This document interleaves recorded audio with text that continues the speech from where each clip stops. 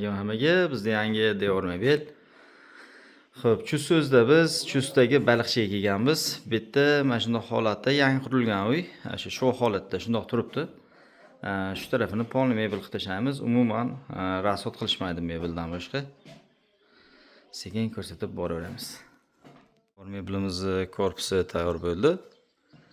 Xo'p, qimmat variantda bo'lyapti. Bitta shkaf, taxmon, polkali zonalar. Xo'p, ikkita servanta bor. Tayyor bo'lib qoldi, ko'rsatib boraveramiz.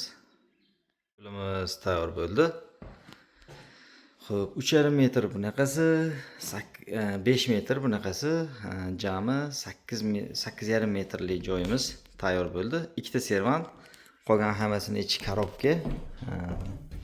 100% variant. Bu yerda kichikroq tokchalar borligi uchun ustki tushdi joyi. Boshqa vakuum, qora turbali ruchkalar. Xo'p, bir chekka taxmon, bu tarafimiz shkaf bo'lgan, o'rta polka. Dubankor laminat matvisidan.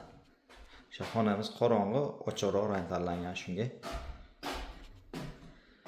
Narxi 14 million so'mga mana shu holatda tayyor bo'ldi. Agar mana ikkita oyna bo'lmaganida, oynali emas bo'lganida sal yana ham arzonlardi. Oynani hisobiga sal narxi ko'tarilib qoldi buni. 14 million so'mga mana shu holatda tayyor bo'ldi.